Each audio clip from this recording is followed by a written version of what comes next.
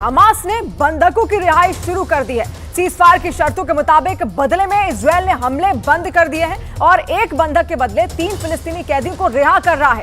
4 दिनों का सीजफायर है और इस बीच 50 बंधकों को हमास रिहा करेगा। लेकिन सवाल है कि क्या इस बीच बाकी के बंधकों को वो रिहा करेगा? क्या बचे हुए बंधकों के लिए अलग से डील होगी?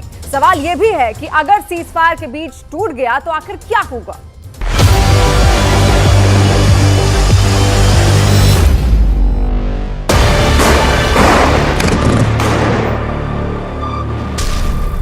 बंदूकें खामोश हैं,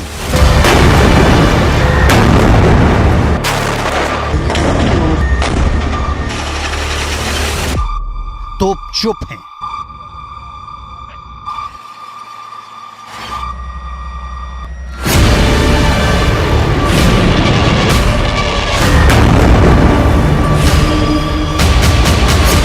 मिसाइलों का मुंह बंद कर दिया गया है।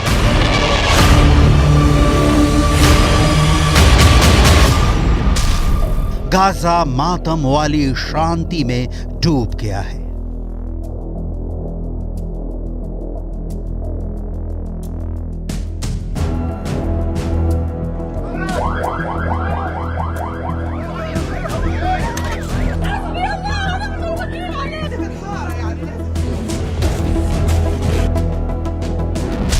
क्या होगा 4 दिन बाद? गाजा पूरी तरह मटियामेट या सीज फायर बचा लेगा गाजा की जान? सीज फायर टूटा तो गाजा का 24 घंटे में सफाया।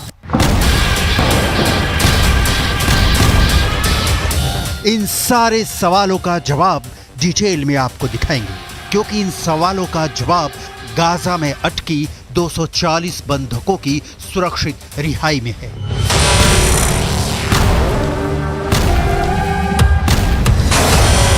हमास ने बंधकों को छोड़ने के एवज में ही सीज फायर की गारंटी ली है। बंधकों की रिहाई की गिनती शुरू हो गई है। सबसे पहले जानते हैं बंधकों की रिहाई का प्लान क्या है। डील के तहत 4 दिन तक कोई जंग नहीं होगी, लेकिन इस बीच हमास 50 बंधकों को रिहा करेगा। इनमें महिलाएं और 19 साल से कम उम्र के बच्चे हैं। इसके बदले में इजरायल 150 फिलिस्तीनी महिलाओं और बच्चों को छोड़ेगा। मतलब एक बंधक के बदले इजरायल को फिलिस्तीन के 3 कैदियों को अपनी जेलों से रिहा करना होगा। इजरायल ने या हमास ने दोनों ओर से रिहा होने वालों की कोई लिस्ट जारी नहीं की है, लेकिन पहले जत्थे में जो 13 बंधक रिहा हो रहे हैं, उन लोगों के परिजनों से इजरायल की सरकार ने संपर्क किया है। हमास ने 7 अक्टूबर से 240 नागरिकों को बंधक बना रखा है।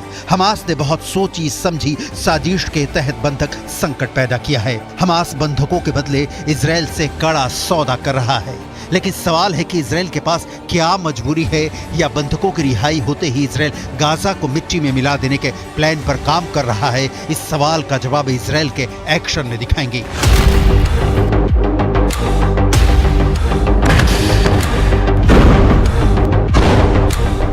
उसके पहले सीज फायर वाली डील कहीं चिथड़े चिथड़े होकर हवा में बिखर न जाए, उसके लिए हमास इजरायल ने कैसे डील की है, इसकी डिटेल देखिए।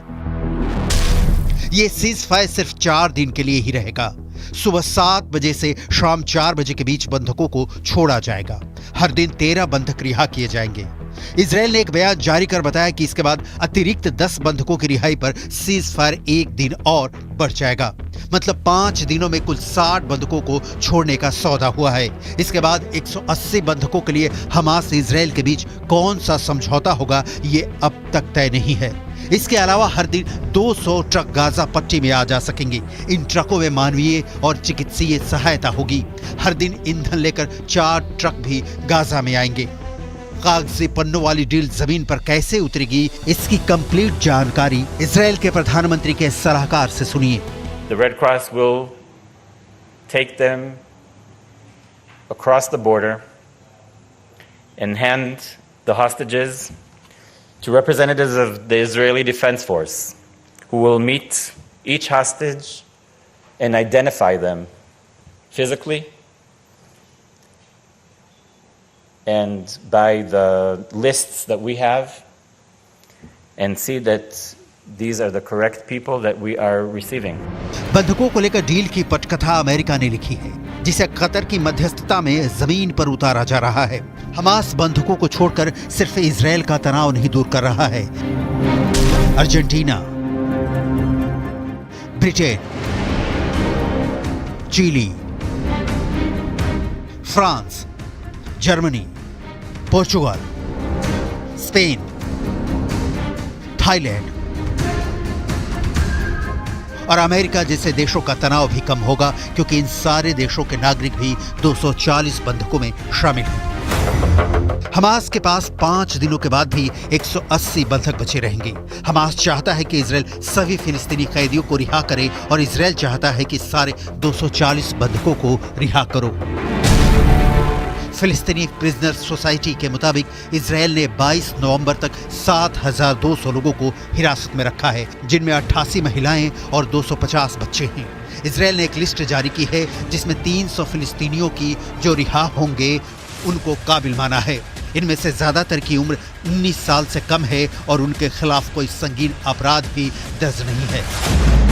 हमास नॉन मिलिट्री लोगों को रिहा कर रहा है और बदले में इजरायल वैसे कैदियों को जिनके खिलाफ आतंकी कार्रवाई के केस दर्ज नहीं हैं।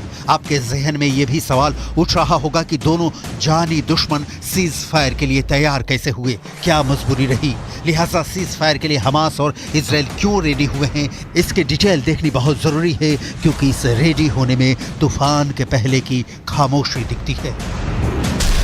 वजह नंबर 1, 1.5 महीने के बाद भी बंधकों की रिहाई नहीं होने के बाद इनके परिजन विरोध प्रदर्शन के लिए सड़क पर उतर आए हैं। वजह नंबर 2, इसके अलावा गाजा में हर दिन खराब होती मानवीय स्थिति के चलते इजरायल पर अंतर्राष्ट्रीय दबाव भी बढ़ रहा है। वजह नंबर 3, 23 लाख की आबादी वाली गाजा पट्टी में 17 लाख लोग विस्थापित हो गए हैं।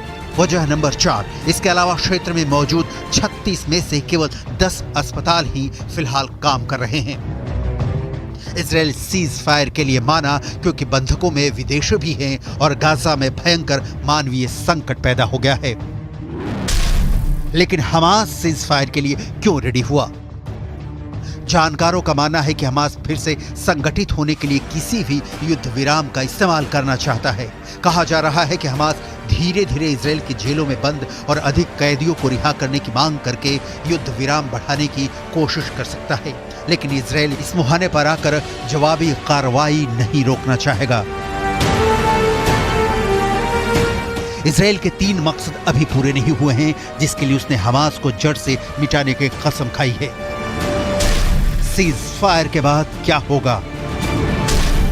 पहली सौगंध, इजरायल का पूरे उत्तरी गाजा पर कब्जा अब तक बाकी है। दूसरी सौगंध, गाजा के दक्षिण में खान यूनिस शहर पर अब भी कब्जा बाकी है। तीसरी सौगंध, हमास के अंतिम आतंकी के जिंदा रहने तक युद्ध जारी रहेगा। मैसेज लाउड एंड क्लियर है कि संघर्ष विराम के बाद भी इजरायल नहीं रुकेगा।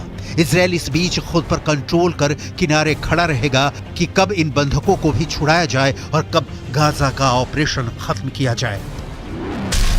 सीज फायर के दौरान ना तो कोई अटैक होगा, ना ही मिलिट्री मूवमेंट होगा। सीज फायर के दौरान हर दिन इजरायल सुबह 10 से शाम 4 बजे तक हवाई यातायात रोक देगा। इजरायली सेना गाजा में न तो कोई हमला करेगी और ना ही किसी को गिरफ्तार करेगी। इजरायल डिफेंस फोर्स यानी आईडीएफ इस वक्त गाजा में मौजूद है। टैंकों की पहरेदारी गाजा से हटाई नहीं गई है, क्योंकि जमीनी हकीकत यह है कि ना तो हमास को इजरायल पर पूरा भरोसा है कि सारे बंधकों को सुरक्षित रिहा करेगा, ना हमास को भरोसा है कि इजरायल सीज फायर का उल्लंघन नहीं करेगा। यानी दोनों सीज फायर में तब तक बंधे हैं जब तक उनकी मांगे पूरी होती रहेंगी। इजरायल का ताजा बयान है कि सीज फायर के बाद गाजा से लेकर कतर तक हमास के एक एक आतंकी को चुन चुन कर मारा जाएगा। हमास इजरायल की इस ऐलान को सुन चुका है और हमास ये भी जता चुका है कि उसे जब भी मौका मिलेगा वो इजरायल पर 7 अक्टूबर जैसे क्रूर हमले करेगा। जाहिर है दुश्मनी के बीच सिर्फ सीज फायर आया है और वो भी बिना भरोसे वाला।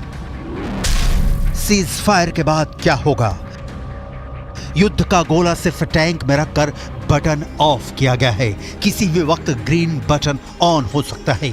हमास और इजराइल के बीच पहली बार सीज फायर नहीं हुआ है और इसके पहले भी सीज फायर हुए हैं, लेकिन वो भी बिना भरोसे वाले ही रहे। ये बात दिगर है कि इस जंग में ये सीज फायर पहली बार हुआ है।